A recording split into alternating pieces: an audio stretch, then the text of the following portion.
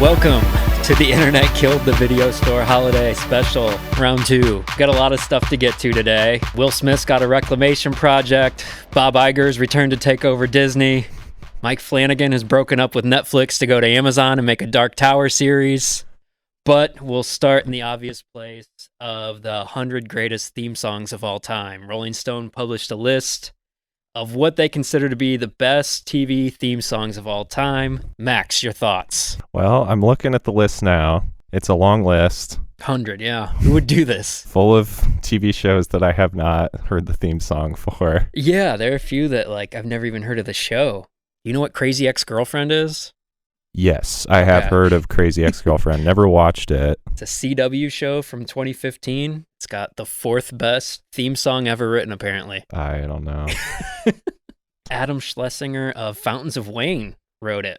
I feel like all time that's pretty high up, especially for modern stuff. I feel like White Lotus has got one of the better recent theme songs. Yeah, at least season 1. I don't know if they changed it for season 2. They remix it for season 2. It's kind of the same song in a new style. Oh, okay. Cool. And I think A for effort. Oh, yeah. With that idea, but I do like the original better. Yeah. The Wire kind of did that, right? They did a different version of that same song every season. I don't remember. I think so. It's been 10 years or so since I watched Yeah, The Wire. That's pretty old. So let's just go down Rolling Stone's top 10 real quick. Okay. So number 10, they got Too Many Cooks, the Adult Swim bit where it's just an entire show made out of the theme song. Oh, wow. That's so great that they included that. Yeah, I'm glad it's included, but number 10, that's a little strong. Yeah, you can tell that a millennial made this list. Yeah, I like the bit, but I couldn't hum the song. Do you remember the song at all? Too many cooks, too many cooks. Okay, you know it. Never mind. Too many cooks. Never mind. Stand corrected. Number 9. Probably the only one on here I know. No, that's not true. I'm going to prove you wrong right now. Number 9, the OC. Oh, yeah. Sometimes you want to go, right? California, yeah, right? Old Phantom Planet. Mm-hmm. Doesn't Jason Schwartzman play piano for them or something? Really? I think so. That's kind of cool. That's what I had always heard. I don't know. That might be another thing of me just spreading false information. Yeah. He is also Tyler, the Creator's cousin. Yeah, exactly. Gosh, just looking at this OC cast again. What a hot group of people. You were big into that, right? Because that was on when we were in high school. I was into it in so much as the girls that I liked were into it, and we would get together for an OC party. There you go. Yes, yeah. I liked it. Oh, sorry. Jason Schwartzman was in the band, but he played drums. We're getting closer. Yeah, he's in it. Pretty close to the truth. Number 8. Friends. Just for you. Do you remember? You like Friends? I don't remember. I'm not a Friends fan. I think I liked Friends when I was younger. I remember this was a pretty crucial step in my development. I told my friends that I didn't like Friends.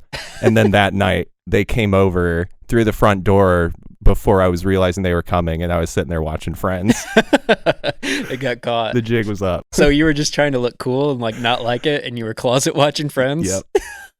Exactly. Whatever you feel about the show, that's a solid theme song. Yeah. It's pretty great. 7 is The Fresh Prince. Mm-hmm. That's a good one. That's pretty iconic for the 90s. One that you can definitely, I used to know all the words to it. Oh, yeah. Religiously. So, yeah. I think anybody that came up in the 90s can at least recite a bar. Yes. Number 6, we got The Twilight Zone. Yeah. Number 5, Mr. Rogers' Neighborhood. I'm not picturing that one right now, but I know I would know it. It's just got the little familiar Won't You Be My Neighbor piano. Uh-huh. With him kind of sing talking. It's cool. okay. 4, we got Crazy Ex-Girlfriend. Yeah. 3, we got Sanford and Son. Bump, bump, right? Yeah. Oh, yeah. Number 2, I feel like a tie? It's a cop-out. Yeah, you can't have a tie if you're going to list 100 theme songs. And I think these are 2 of the most overrated theme songs, for sure. Gilligan's Island especially. Mm-hmm. I'm not a fan of Gilligan's Island. It's kind of just that same... That's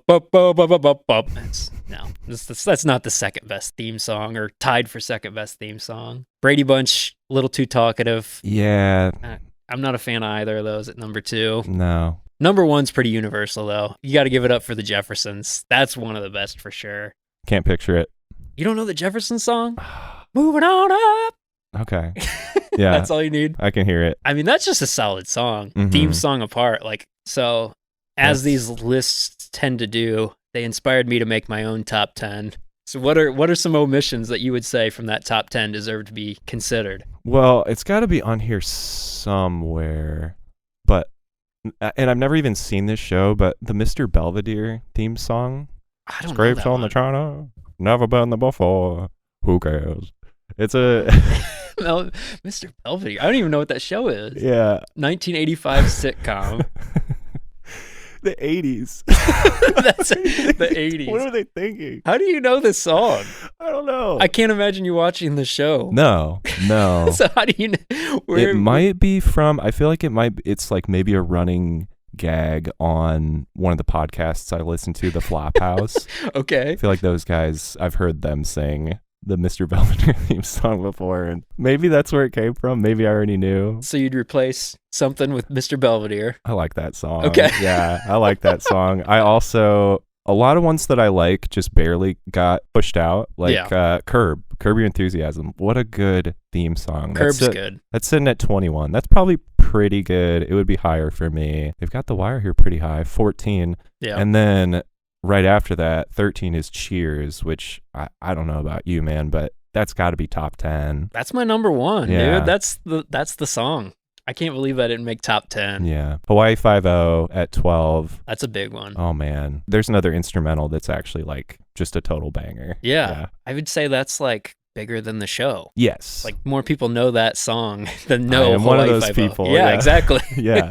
And then 11, Game of Thrones. I don't know the Game of Thrones song. Really? But I've never watched the show, so. It's iconic as hell, Yeah. dude. Yeah, it's got to be up there. Yeah. 11's probably the right spot because it's like, that's maybe too recent to break top 10. Yeah. But what a good song. WandaVision made the top 100. It is number 100. Yeah. Is that deserved, you think? The music in that show is really good. Okay. Yeah. The partner duo that wrote the music for that show is like big in TV themes. Like clearly people that have a great love for that kind of stuff and just knew how to write in these different styles. And Oh, yeah. I think I remember reading. They re-stylized the song for every episode, right? yeah, Yeah. So they had a lot of different versions of the same theme. every era, yeah, they would Yeah. kind of try to acquiesce to what fit.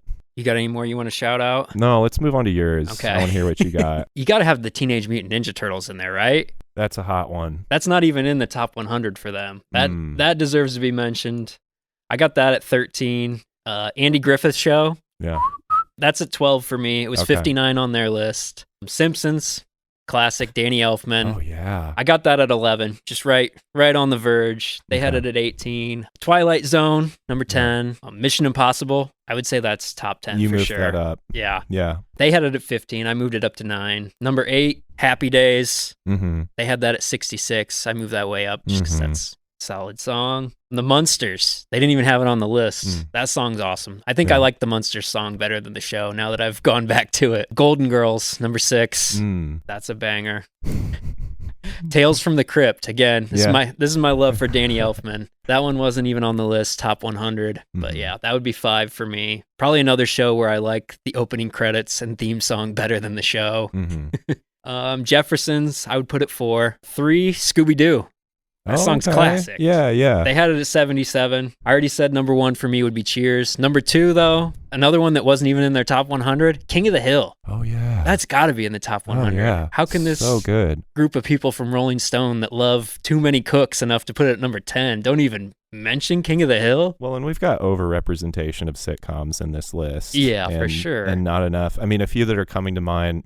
By the way, great list. Love that. Where is my love for Batman the Animated Series? Yeah, I don't know if that's in there. That would be nice. Maybe some X-Men from the cartoon. Yeah, the cartoon X-Men one. I mean, considering we're still using those 7 notes anytime fucking Patrick Stewart or anyone Kevin Feige wants you to get excited for, they're still playing that little theme in the Marvel movies today. Even it's a little simple and of its time, but even the 1960s Batman theme, it's pretty big. I mean, that's... Batman. Oh, sure. Like that, Yeah. that was big. I can't believe that's not in the top 100. All right, so what do we want to get into? Let's just do Airing of Grievances. That's what we're here for, right? Yeah, that's what people want to All hear. right. Do you have any grievances you want to share before I start reading off our submissions? You know, it's been a good year. Been a good year? No complaints. So here we go. Fuck Ticketmaster. Hmm. Why does it feel like I go to purchase a $40 ticket, and by the time all the fees get through, I'm spending over $100? Yeah.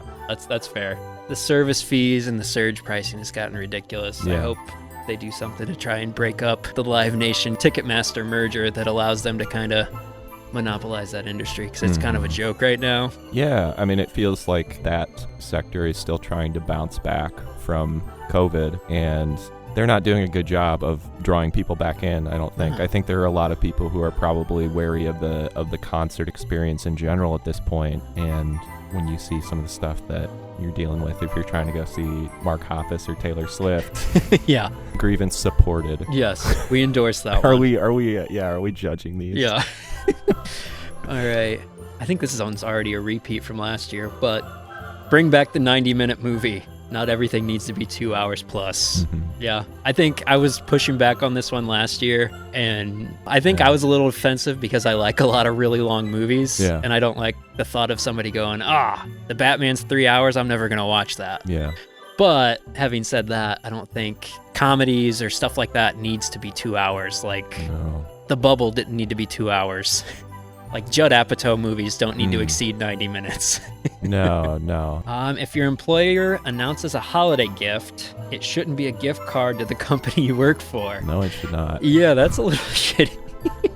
Oh, man. I have worked for a company where it wasn't even a gift card. It was, we're going to give you guys all a Christmas bonus. You can get 15% off the store. And I was like, oh, so you're going to give us a coupon to give you money? Yeah. It just doesn't feel quite good. No. Like, I'm trying to think, okay, so let's say you work at Walmart. It's like, okay, that's not impractical to give me a Walmart gift card. Like, yeah, there's a lot of stuff I can get here, but it is also just kind of this, like, even when we're giving you a gift, it's about us. It's like you're unwrapping a present, and you can tell the person giving it to you, like, just found it in their house, and like, I don't want this anymore. Or it's like a picture of them, like a framed picture of the person giving you a gift. I was cleaning up my apartment and thought, you would like this. Merry Christmas. Yeah. I'm so tired of everywhere I go seeing every fucking person taking selfies. At some point, aren't we just going to fill the bowels of the internet until they're clogged with 50 million pictures and videos of people's big fat faces posing 5,000 times next to the same landmarks they won't remember in 2 weeks? That's a good question. That's very valid. Yeah. Is the internet full yet? How do I feel like that was a storyline on Silicon Valley. And I was like, oh shit, is that true? Yeah, I think it is, because I remember looking into that at the time, and it is a concern. It is something that we'll have to deal with eventually. And yeah, that kind of stuff does come to mind when I think about storage limitations. It's like, people want to keep their pictures, keep their memories and stuff, but how often is that the intent when taking the picture, as opposed to, I think they're often serving other purposes. Yeah. Like it's almost just advertisement at this point. Right. Like, yeah, I'm still hot. I'm still having a good time. I'm still hot. Mexican restaurants who charge for chips and salsa. Oh. Yeah, it's not great. I don't like that. Like, just wrap it in with the overall, at least have it be an invisible cost to me. Right. Yeah. That's kind of a given. Like, you get the bread at the Italian place. Yeah. Chips and salsa should be a given, I think. It's just the unspoken contract. Well, and especially if they're not giving you the option to say no to them, right? Oh, yeah. I didn't even think about that. Especially if you get, like, refills. Like, yeah, more chips. Right, yeah. Shopping IRL, which is in real life for the older folks. People are awful and oblivious. I miss lockdown. Yeah. Ooh, I've got one to add, actually. Here we go. So to add on to shopping, because, we're 30. So I started doing the, what do you call it, curbside pickup for my groceries. Yeah. And, so they'll text you all these substitutes when, they don't have the stuff that you put on your order. Mm-hmm. But I started to realize that, if I just go in the store, it's there. So I don't know if they're, picking the orders super early or what. But, I started going in the store and just getting the stuff that was subbed out. And the last time I went, the lady yelled at me. She's like, you're not allowed to park over here. If you're doing curbside, we can have you towed. You're not allowed to go in the store. Did you explain to her the issue, or did you just I didn't want to. No, I didn't want to bring it up. It was, I think it was, Thanksgiving weekend, too. So I'm like, she's probably just having a hard go probably. of it. The Rock needs to learn to say no. Why is he in everything all the time? Yeah. Have you watched any of his TV show on NBC? No. That looks pretty bad. I watched a little bit of Black Adam the other night because I needed to go to sleep. I'm not even kidding. Yeah. Put you out? Yeah, well, I'll say, like, at first I was kind of like, oh, is this going to surprise me? Yeah. It did not. It quickly became something that I was not enjoying. But I don't know if the issue is that he won't say no. He seems very excited about everything he does based on how much he promotes it beyond reason. Yeah, he's got some enthusiasm. I don't know if he's an actor. Yeah?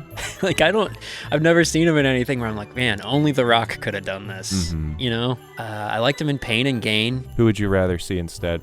I mean, it's probably a little bit of a cop-out because, like, my brain just automatically goes to the same place. But, like, I feel like John Cena's pretty decent. I feel like Dave Bautista's good. I was going to say and they're Bautista, both ex-wrestlers. So, like, it's probably unfair to put them right in alignment. But I mean, I think Bautista feels a lot more natural than either of those guys, really. I think sometimes Cena comes off a little bony, I guess. A little heavy-handed with the comedy stuff. Whereas I feel like Bautista feels really natural. I like him as an action star. I like Bautista. I mean, I like them both doing either. I'd say I tend towards, like, Bautista's dramatic roles, like the little bit that he gets in the new Blade Runner. Yeah. Is when I just fell in love with that guy. Right, or Dune.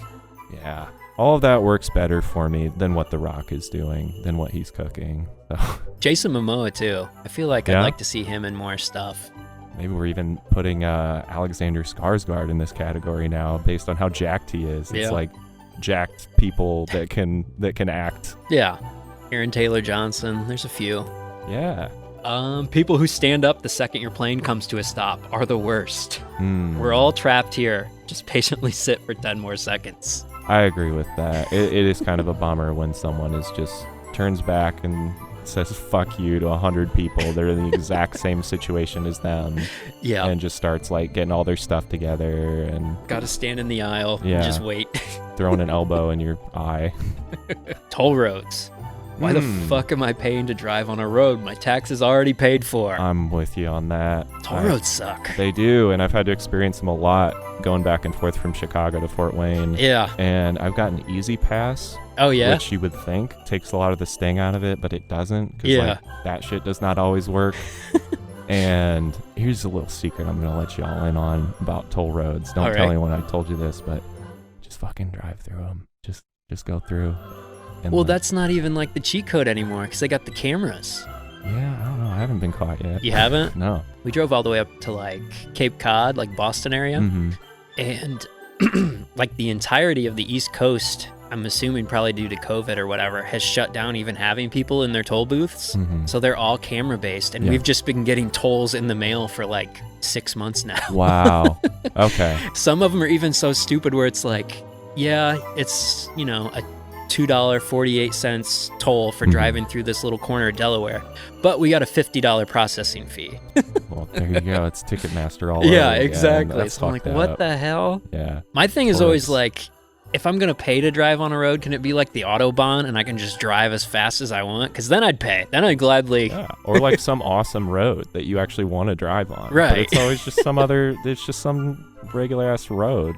That's the like ultimate kick in the face when it's like I'm on a toll road and there's construction and it's down to one lane. It's like, what the hell? Yeah. Why am I here? Right. Yeah. Enough with reality show competitions. America doesn't have that much talent. That's probably fair. Yeah. Can you name any of the American Idol winners past like Kelly Clarkson? No. Ruben? Yeah, Ruben was Ruben and Clay Aiken. Yeah. I got my dad a Clay Aiken CD for White Elephant one year, and he was not happy about it. He was, like, concerned. Like, it was like he found me with drugs. He's like, you don't actually listen to this, right? Like, what are you doing? So funny. Wow, that's great. Yeah. Genuine concern from a father. Yeah. About music choices. Do you guys ever do White Elephant? Yeah. Yeah. That's become, like, my dad was always the dude who's like, I'm going to get funny stuff that nobody wants. Yeah. And so, like, we all kind of got annoyed with it. So I tried to one-up him the last couple of years and get really terrible things. And now he's just like, yeah, we don't need to do presents anymore. Yeah, I feel like it is kind of dying in our family. I feel like there was a discussion at Thanksgiving of, like, why are we doing this if it just comes down to, like, whoever wants the bottle of whiskey and, like, the other 10 guys are just mad that they didn't get it. But yeah, I think Clay Aiken killed our white elephant. Mm-hmm. Clay Aiken, and I think I got a VHS copy of Too Fast, Too Furious. Somebody went home with, and that was What year? That was last that year? was last year too. I think we got a couple more here. What is the jurisdiction on leaves? I don't have a single tree on my property, and yet every fall I spent countless hours raking leaves out of my yard that have fallen from my neighbor's trees that my girlfriend won't allow me to leaf blow back into their yard. Why is this allowed? Huh. Would you want those trees to not be there? Is that what this person is saying? I don't know. It's like, first of all, you have no trees You have in your no yard, trees. and I you're wonder if this like- person's like removed trees Right. to avoid. This person has like a plastic lawn. And now they're just getting all their neighbors' leaves. It's just AstroTurf Yeah. so that nothing can ever go wrong. No, sorry, listener, to dog on you like that. We like trees. I do like trees. And as someone who lived in a home growing up with a lot of trees, honestly, like if people want to blow the leaves back, I don't know, maybe that's okay. There's always kind of just like the invisible property line with your neighbors. Yeah. Like I have this like space between where my fenced off yard is and where my neighbor's fence is, and there's just this patch of grass in between that nobody mows all summer. It's just this standoff that happens. Oh, that's funny. And yeah, I kind of get the weird turf war going on there a little bit. Yeah. Our leaves suck. They don't fall until like we still have leaves in the trees right now. Right. They don't fall until after December, and so it's always just fucking miserable trying to rake them up because they're frozen to the ground. Mm-hmm. And they have these stupid little berries on them that aren't like real edible berries, but my dogs go out and eat them, and then they make them sick. And Oh my gosh. see, maybe I am anti-tree. I don't know. Yeah. All right, I think I got one last one that got submitted late. Okay. Put me down for a bitch about movies that still have the audacity to be movie theater exclusives, but exceed 2 hours. Okay, so this is another running length thing. Well, when I think of a movie that's deserving of a 3-hour runtime, I guess I'm typically thinking like a Dune or a Batman or something that Yeah. I'm just like getting drawn in by visuals. That's the kind of stuff I go to the theater for. Yeah, so there's a second message. Blah, blah, blah, blah, blah. My bladder's not making it 2+ hours. Yeah. And furthermore, James Cameron, it's over 3 hours. Grow up. Intermission. How about that? We could bring back the intermission. Would What's that throw things off too much? I mean, you probably might have the issue of people coming back and like walking in front of you if the movie starts and they're not back in their seats, but Yeah, or like everyone's going to the bathroom at the same time. Yeah, because they used to do that, right? Like I've got a DVD of 2001: A Space Odyssey, and it's got like a little intermission title card. Yeah. So yeah, I mean, I didn't make it all the way through the Batman. I had to go pee during the car chase. Oh my gosh. I thought it was a soft spot, and I came back, and fucking Colin Farrell's screaming upside down, like, oh shit, what happened? One of the best parts of the movie. I think that's it. Do you have any other grievances? No, I don't think so. Thank you to everyone who wrote in. Yeah, with those. thank you for our listeners, for sure. That's It's been lot a of good fun. year. I kept meaning to do like a thankful bit to counteract this, and we never got around to it. Maybe we So can it do just- it. yeah. Sneak it in next time. Yeah, we'll do it Thanksgiving, right? Thanksgiving. Yeah, what we're thankful for. Thanksgiving was like. Oh, I 3 know. weeks We'll do it ago. next year. Yeah, we got time. Oh, okay.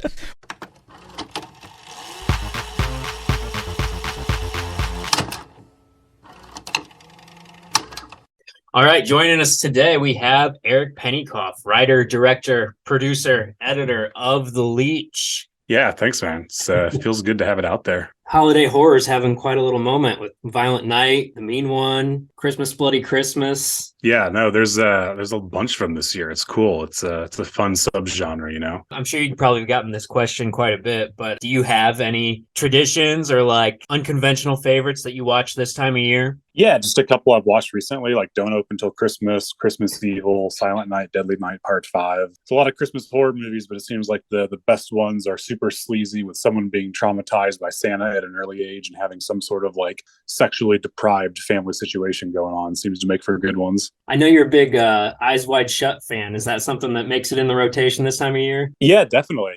Probably save that one for like the week before Christmas. So I think the last time we talked, it was primarily around Halloween Kills, which I seem to be the only person that enjoyed that one. Might be. Halloween Ends is getting a lot of blowback, but are you a fan of that one? Yeah, I thought Ends was better than Kills, but I mean, all three of them are pretty middle of the road in terms of playing it safe. I feel like I liked Halloween Ends the most, probably of the three, just because it was like the craziest approach, you know? I'm not saying it all worked, but it felt like finally something different happened. Right, for sure. It's been a really good year for horror. Do you have like a top 3 horror movies this year so far? Yeah, I mean, I really enjoy A Wounded Fawn. I got to see that in London at Fright Fest on a huge screen, which was awesome. And I know that's streaming on Shudder now. That's a really good one. There's this movie coming out. I don't know when it's coming out, but I saw it also at Fright Fest called Hazard, with the A's are the number 4, by this guy named Jonas Gravats, who directed, I believe it's maybe a Welsh horror movie called Cub from 2016. But his new one's really awesome. And I have no idea if it's out or when it's coming out, but that was pretty rad. Yeah, I don't know. Definitely some cool stuff on the festival circuit this year. Yeah. So what was it like riding the festival circuit this year and seeing everyone's reaction to The Leech?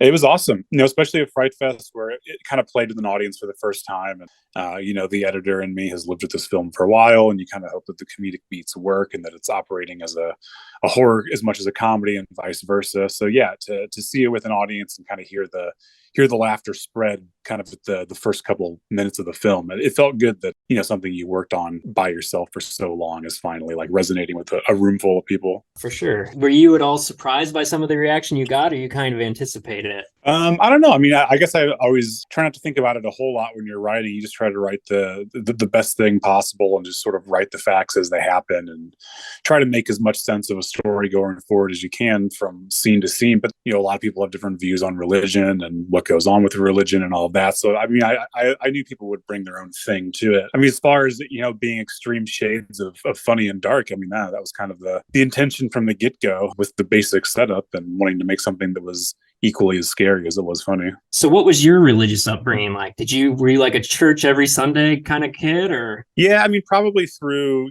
maybe like late grade school, early high school, kind of when your parents are going. But then my parents stopped going to church at a certain point, which was kind of just like great because I never really wanted to be there. But you grow up in a Catholic, I went to Catholic school, so you go to the same Catholic church and things like that. So it's definitely a world that I know residually as much as I do anything else that I've actively considered myself a participant in. I think I remember you saying last time that you horrified your mother with this. Was there any specific thing that, or she just knew in general religious horror, like this was not going to be for her?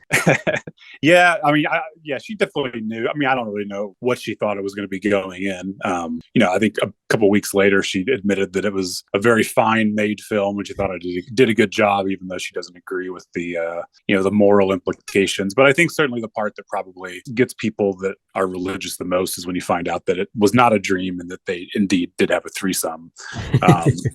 And I think when we were shooting that scene, we all kind of knew like that might be the point where people are either going to check out or, kind of hang with the shifting reality of it all. Yeah, it was really cool the way you handled that. You never really know who the Leech is. There's a duality of like the hero and villain in this where it's never really black and white. Everybody kind of exists in the gray. Yeah. And then, a few different people have pointed out that it seems to be about like codependency and things. And, that's never anything that I really probably actively thought about. But I mean, it makes total sense. You put a lot of people in a small location and you have a few situations that push people to the edge. It's, destined to go that way. Were there any kind of inspirations you drew from directly as far as balancing the thematic material and making it approachable and kind of humorous? I thought a lot about Exorcist 3 in the way that movie is, very zany and sort of like doesn't make sense in some ways, the ways that it was just kind of like chopped up by the studio and released and all of that. But for a movie that's kind of messy in some ways, it's also very like frightening and beautiful. And it seems to be like a very authentic film. Like it feels like it was authentically made by someone who probably was religious, which I think is kind of what makes it like scary, is that, William Peter Blatty really had his shot to do what he wanted to do with his official sequel book to The Exorcist. But I always thought that movie really felt handled well and was just kind of frightening because it really felt like a religious movie as much as it was a horror movie. So that one, and then other movies like Night of the Hunter, just because Robert Mitchum is so great in that movie and just really playing like one of the best preachers ever committed to film. And I'm a big Ken Russell fan, but I wasn't really thinking of The Devils too much. But I know Graham drew a lot of inspiration from Oliver Reed and The Devils, and I think that there were a lot of kind of just really intense horror religious movies that both Graham and I were thinking about when we started talking about this guy. What was the filming process like? Because I know you said you're kind of in this close quarters, middle of winter, downtown Fort Wayne. Were you guys all staying in this house together? Yeah, and it is basically like an old rundown bed and breakfast that we photographed in very specific ways to make it feel like a single family home. But all of the exteriors of the house are not the same as the bedrooms and the living room and the foyer, with the front staircase is not the same as the rest of the place. So we really did kind of have to finagle a few different locations, but we all of us were staying at the bed and breakfast, or this rundown bed and breakfast that wasn't really a bed and breakfast anymore. It was more of a flop house, which kind of made it the perfect place to, rip doors off the hinges and slam cameras around and have people falling on the ground. There was nothing too delicate on display, which is definitely a big change from Sadistic Intentions, where we were shooting in a very nice house and things were very much on display and we didn't have to do a whole lot of house dressing. We didn't want to break anything. It was a little more rough and tumble of a production for sure. So were you guys in like a residential area where like you were getting weird looks from neighbors and stuff as you're out, filming Taylor coming to the street at the end of the movie and stuff like that? No, I think it was just early enough. It's early enough and cold enough that, everyone else was much more wise to say, fuck that, I'm not going outside. I don't think anyone was leaving any earlier than they had to for work at that hour. But yeah, that morning specifically when we shot that final scene, I don't think anyone drove by. No one walked by. It was pretty much just us in sub-zero temperatures. So being kind of isolated in this very confined space, did that allow you guys to get a little more open with each other and comfortable to take it into weirder places than maybe you would have otherwise? Yeah, I think that coupled on top of making this during the pandemic, which was, still pretty freaky and uncertain at that time. This was pre-vaccine. So we were all living together, and definitely the first week was very stressful, just as the producer of this film, as well as the director, really, fingers crossed that no one would get sick. I think we felt a lot better once the first week goes by and, no one got COVID or anything. But, I think it's the first time that many of us got to see each other or anyone outside of their immediate family. So I think that there was a mix of excitement to see people hang out for the first time, make a movie, but also this collective feeling of like, who knows what the future of movie making is going to be like. And if this is the last time we get to do this, which every one of these movies always feels like, then, we should just throw everything at the wall and, trust the editor to cut out the bad shit. Right. Well, funny you say that because you also act as the editor here. So how do you balance? Yeah, so basically it's just, I'm just, the continual barometer of telling people bigger, bigger, bigger, especially in this movie. I mean, so much of Sadistic Intentions was kind of playing things real small and quiet, at least for like the first 3/4 of the movie. But, something like this really lent itself to just pushing things right off the bat and just basically everyone pushing Graham's buttons for as long as they could. Is there ever any point where you're like clinging to yourself as the writer and putting on your writer hat and being like, let's not ad lib that much? Like, I want to preserve some of the story structure. Or I guess, how do you balance being the writer, director, producer, editor, and like which hat to wear when? Well, I think that every time you take on the new job, you have to kind of fire the person before. So when I show up on set, it's like, we did our prep, we did lots of read-throughs. Like I was very kind of strict on the script a little bit at the beginning, mostly because I was just worried about time. I didn't want to have to take any longer making this movie than we really needed to. So I wanted to be efficient with the days. And probably in a lot of ways, there's a lot less improv in this than there even was Sadistic Intentions. But, nothing that anyone ever ad libs or brings to the table is altering the story specifically. I mean, I think the only thing that I would go back and forth with on Jeremy is just like the specific things that make it very Midwest. Like there's certain things people just say in the Midwest that he, sometimes just couldn't comprehend why anyone would call the strip club the Tit, things like that. It's like, well, all of us that are from Indiana were on the set, we're like, this is what you called it. It's like, there's multiple strip clubs to go to. So we're just going to go to the Tit. You don't really know which one that is. You're just going to, say you're going to the Tit and figure it out later on. So how did you guys arrange for the filming in the church? Well, we got really lucky in that the church we found was not owned by the Catholic diocese, which would have been an impossible thing to go through them. Okay. It's just really a beautiful church that is not used anymore, but it's actually owned by a restoration company out of state, which kind of meant that no one was around. We talked to them. They were cool, but there were nuns and monks that are cloistered in the back of the place. So even though it's not an active church, there's been some arrangement to let this group of people live in a building that's connected to the back of the church. And, they would poke their heads in occasionally and kind of wonder what's going on. But, we just kind of did our thing and minded our own business. Aside from the midnight mass scene, there's nothing really too peculiar that happens in the church. So, if someone walked in and wondered what we were doing. They saw Graham dressed as a priest, and he looked like a priest and didn't ask too many questions. Also, the fact that we're shooting during a polar vortex, those days specifically, kind of kept anyone from really wanting to go outside and see what was going on over at the church. So kind of used the elements to our advantage there. Yeah, definitely. So who got to walk away from set with the mama painting? Oh, I've still got Mama. She's mine. You still got her? Okay, good. She's in good hands.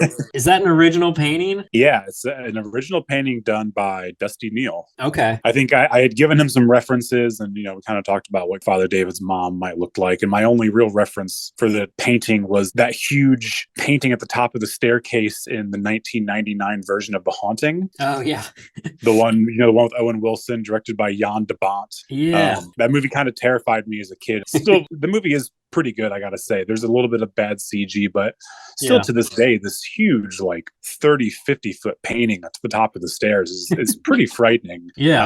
The color palette of that and kind of the expression, I said, let's try to do something that's maybe a little less gothic and more female. Yeah, that movie gave me an irrational fear of piano strings for a while. Yeah, no, anytime I would go to tune a guitar specifically, I thought about a guitar string just snapping and hitting me in the eye. Checked out the movie on Blu-ray, which has a ton of really great special features, including the music video for Rigo's Christian Rap.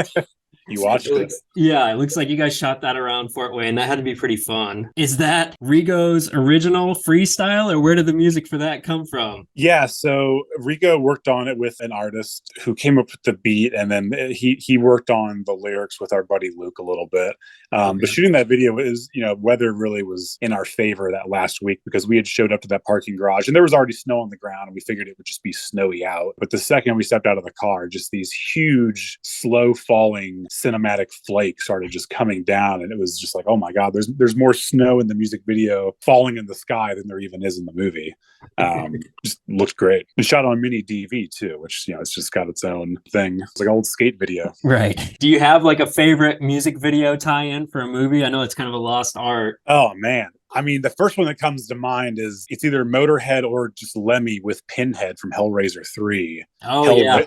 Hellraisin song. I mean, that's just like Lemmy and Pinhead playing fucking chess together with just a great Motorhead track going in the background. That one comes to mind. Gosh, what are the other ones?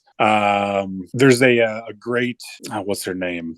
Bonnie Tyler does this Christmas song for a movie called Dial Code Santa Claus. Yeah, the art of the music video tie-in is something that needs to be brought back. Oh, for sure. I know you've got a very heavy metal background, which is obvious in both your movies now. What kind of metal stuff are you listening to lately? Oh man, I'm so out of the loop on new metal, and I don't mean NU. I mean new, recently released metal records. I don't know. Everything that's the newest I can think of is probably from a couple years ago. I know a band that I used to play in, black metal band called Antlers as Roots, has a new tape they just put out this year. The last two things that they've put out since I quit the band are phenomenal. They've only gotten better without me.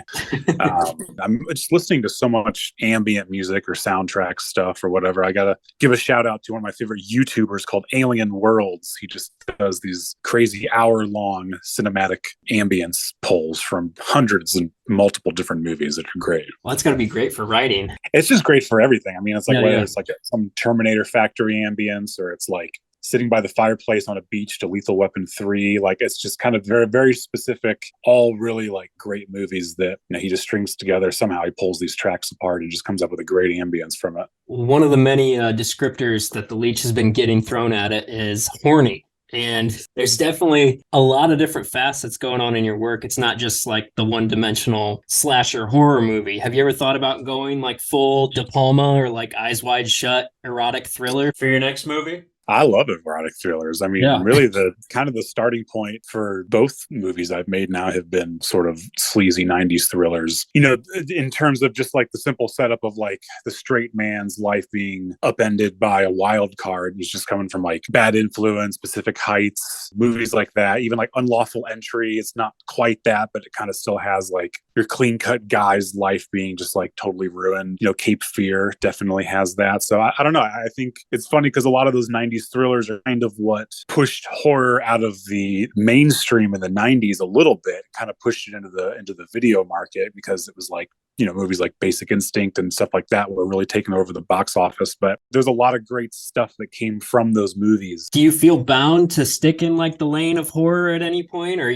do you feel like you kind of want to spread out and continue to push those genre boundaries? Yeah, I mean, just looking at a whole row full of movies, it's they're kind of all over the place. I got tons of horror movies, a lot of just black and white classics and psychedelic detective films. Robert Altman is one of my favorite directors, and just bodies of work like that are all kind of related by the name Altman, but are just kind of different all over the place. Yeah, I don't know. I mean, as far as what I've been drawn to lately, it's they're horror films that are made at a certain scale on a certain budget, where I can utilize friends that I have both in front of and behind the camera. And there's no shortage of talented people that I've kind of managed to surround myself with. So as you get your gears turning on the next project, do you already have kind of a wish list of who's going to play what or who you want to reach out to? I don't have anything good like that. I just know that wherever we go next is going to be warm. Gotcha.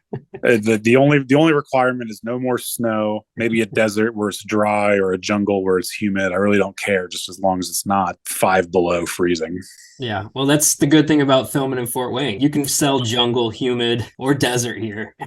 Yeah, no, I was looking at the botanical gardens one day. I was like, this would make like a great like spaceship interior where someone grew like an atrium, somewhere far in space. I don't know. It was just there's some weird stuff around us for sure. All right, man. Well, yeah, congratulations on the success. The movie was great. Really enjoyed it. The Leech is now available streaming on the Arrow player as well as Blu-ray. Thanks again for being on with us. Appreciate you having me on. Good talking to you.